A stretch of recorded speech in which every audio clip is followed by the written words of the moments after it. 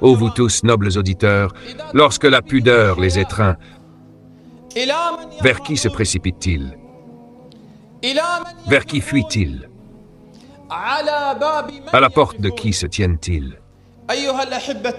Ô chers bien-aimés, c'est vers Allah, exalté soit-il dans sa transcendance.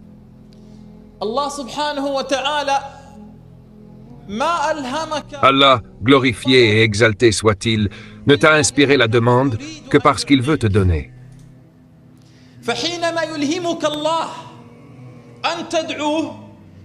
Ainsi, lorsque Allah t'inspire d'implorer, il ne t'a inspiré la prière que parce qu'il veut t'exaucer.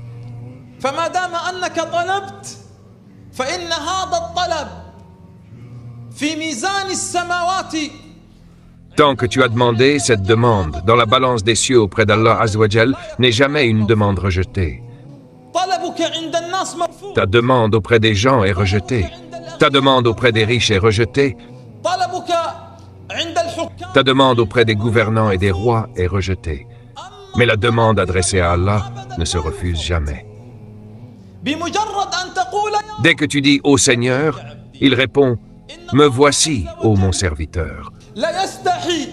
En vérité, Allah Azawajal éprouve de la pudeur lorsque le serviteur lève les mains vers le ciel. Il éprouve de la pudeur lorsque le serviteur lève les mains vers le ciel, puis de les lui rendre vides, déçus. C'est Allah. Essaie donc de demander à quelqu'un une fois, deux fois, trois fois. Il se fâchera. Mais Allah, glorifié et exalté soit-il, se fâche si tu ne lui demandes pas 1 million de fois. C'est pourquoi l'un des pieux prédécesseurs a dit « Si tu demandes à Allah et qu'il ne t'accorde pas, reste à sa porte et pleure comme pleure un petit enfant. »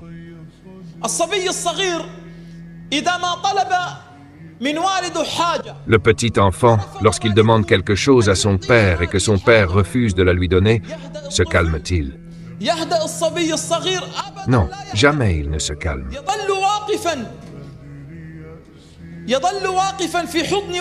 Il reste dans les bras de son père et ne quitte pas les bras de son père tant que celui-ci ne lui a pas donné ce qu'il désirait. Il a dit, si tu demandes à Allah, exalté soit-il, et qu'il ne te donne pas, reste à sa porte et pleure comme le petit enfant. Et ne quitte pas la porte d'Allah, tant qu'Allah ne t'aura pas accordé ton besoin. Ô bien-aimé, Allah, exalté soit-il, éprouva un de ses serviteurs vertueux. Qu'a dit Allah le Tout-Puissant? Il a dit, j'ai éprouvé mon serviteur afin d'entendre sa voix. Ô bien-aimé, imagine avec moi que tu t'absentes longtemps de ta mère, que ton absence se prolonge. Quel serait le ressenti de ta mère? Toi, la prunelle de ses yeux, elle s'ennuie de toi, elle aspire à toi, elle veut entendre ta voix. N'avons-nous pas appris qu'Allah, le Tout-Puissant, est plus miséricordieux envers nous que nos mères? Il veut voir les gémissements de nos larmes. Allah veut voir notre brisure. Allah veut voir notre humilité. Allah veut voir notre retour vers lui. Aucune épreuve sur terre, aucune calamité qui s'abat sur terre n'a d'autre but que de nous faire revenir à Allah, exalté soit-il.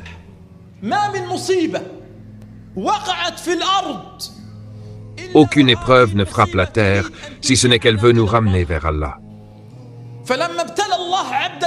Ainsi, lorsque Allah éprouva un de ses serviteurs vertueux, il dit à ses anges, « J'ai éprouvé mon serviteur afin d'entendre sa voix. » Quel grand bienfait que cette épreuve!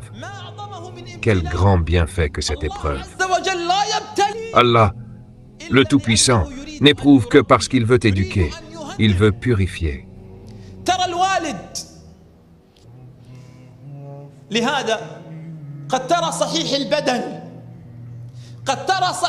Vois donc, l'homme en bonne santé, trompé par sa vigueur, n'a jamais goûté à la maladie, n'a jamais fréquenté les hôpitaux.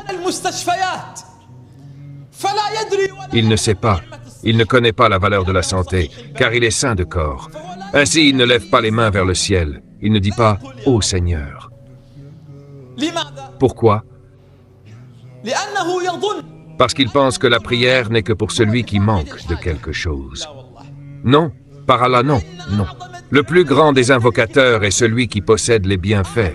Le plus grand des invocateurs est celui qui possède les grâces. C'est pourquoi l'homme doit toujours dire « Ô Seigneur, fais-nous connaître tes bienfaits par leur permanence, et ne nous fais pas connaître tes bienfaits par leur disparition. » Car Allah, le Tout-Puissant, fait connaître les bienfaits de deux manières. Soit, il te les fait connaître par leur permanence. Tu reconnais la grâce de la vue parce qu'elle demeure en toi, et tu vois. Soit Allah fait connaître le bienfait par sa disparition. L'aveugle reconnaît la grâce de la vue plus que celui qui voit.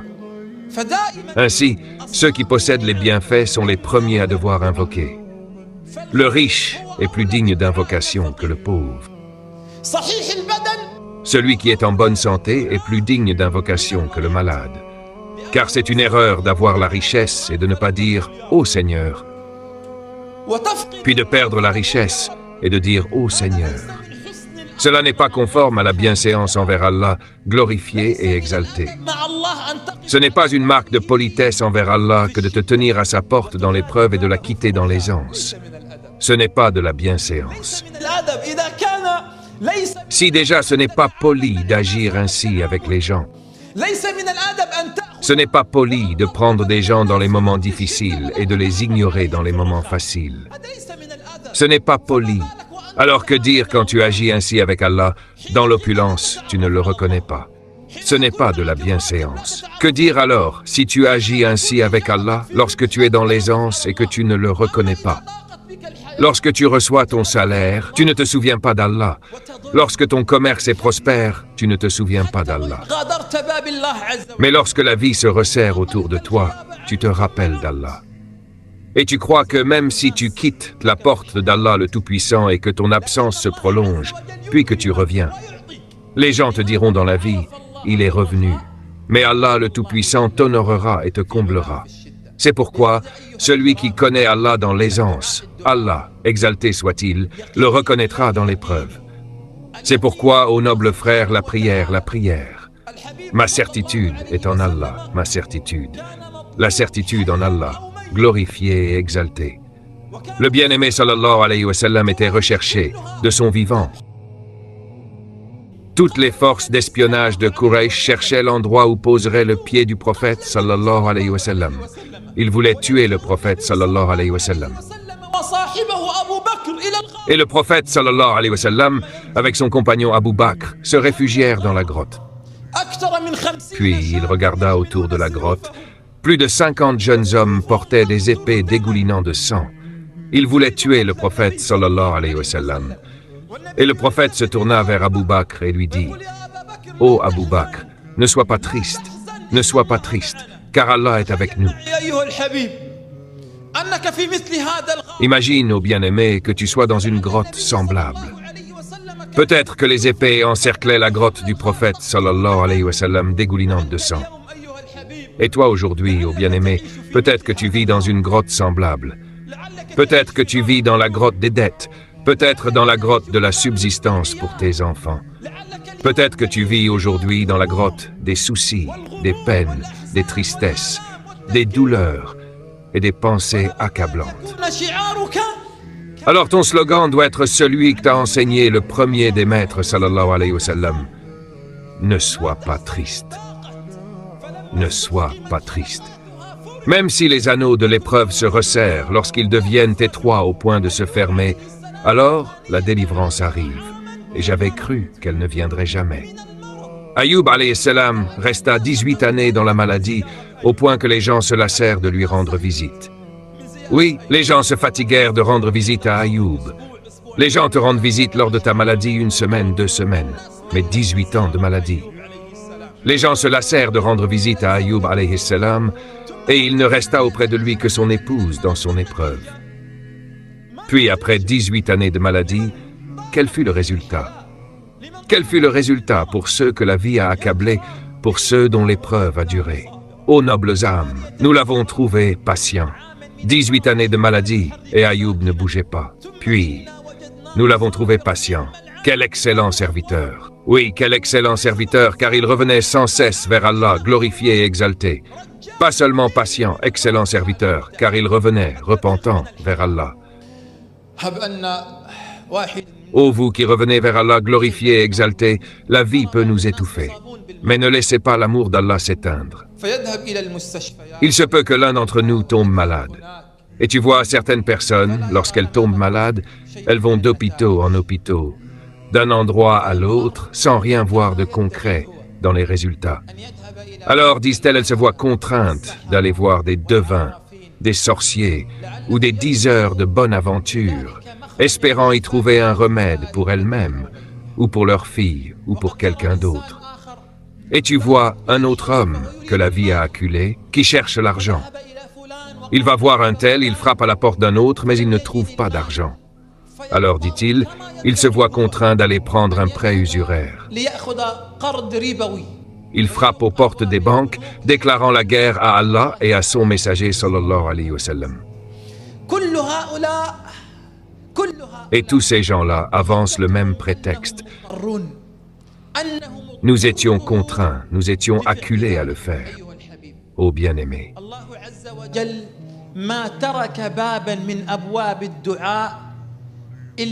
Allah le Tout-Puissant n'a laissé aucune porte de l'invocation, sans qu'il ait voulu nous y préparer les moyens.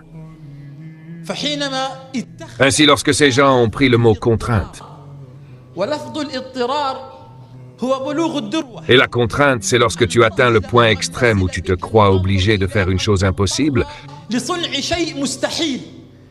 La contrainte, c'est faire quelque chose que tu n'avais jamais imaginé faire auparavant, et tu te vois obligé de le faire. Alors Allah, exalté soit-il, a voulu fermer devant eux-mêmes cette porte dans l'invocation. Et il a dit, qui répond à l'affligé lorsqu'il l'invoque? Autrement dit, Allah le Tout-Puissant te dit que son exaucement ne dépend pas du plafond de ce que tu imagines, ni du plafond de ce que tu veux. Tu veux l'argent, mais il ne t'est pas encore venu. C'est la limite de tes attentes. Mais la vie s'est resserrée pour toi et tu t'es tourné vers l'usure. Allah le Tout-Puissant te dit, ne te crois pas contraint de faire le haram. Ne te crois pas contraint de faire le haram. Car si tu t'abstiens du haram, Allah te compensera par le halal et bien au-delà. C'est pourquoi Allah a fermé cette porte et a dit, qui répond à l'affligé lorsqu'il l'invoque? Alors, si tu es vraiment dans la contrainte, tiens-toi à la porte d'Allah. Il te donnera, même si la vie s'allonge pour toi, même si la vie se resserre autour de toi. Allah le Tout-Puissant ne t'abandonnera pas dans la foule agitée de la vie. Allah ne t'abandonnera jamais. Un tel peut t'abandonner, et même ceux en qui tu avais confiance dans cette vie peuvent t'abandonner. Mais Allah le Tout-Puissant ne t'abandonnera jamais dans la cohue de la vie. Si aujourd'hui c'est étroit, demain ce sera délivrance. Et si la délivrance ne vient pas demain, elle viendra après-demain. Car avec qui traites-tu? Tu traites avec Allah. Tu traites avec le Tout Miséricordieux. Mais à une seule condition, que tu ne quittes jamais la porte d'Allah le Tout-Puissant. Prends garde. Quelles que soient les épreuves de la vie, même si tes larmes deviennent du sang, ne quitte jamais la porte d'Allah glorifiée et exaltée. C'est la seule porte qui ne se ferme jamais. Les portes des rois se ferment, les portes des riches se ferment, les portes des amis se ferment, les portes des proches se ferment. Mais la seule porte qui ne se ferme jamais, c'est la porte d'Allah, glorifiée et exaltée. Et même la porte d'Allah n'a pas besoin d'être frappée, car les portes que l'on frappe sont les portes fermées. Mais la porte d'Allah n'a pas besoin que tu la frappes. La porte d'Allah est ouverte. Entre. La porte d'Allah est ouverte, entre. Par ton invocation, par ton Allah, par ton Ya Rabb, par tes larmes, par tes soupirs, par tes veilles dans la nuit. L'un des pieux, lorsque la vie devint étroite pour lui, on lui dit « Tiens-toi à la porte d'Allah ». Il n'y a pour toi d'autre solution que de frapper à la porte d'Allah. Mais, fort de sa certitude, il leur répondit, « Malheur à vous.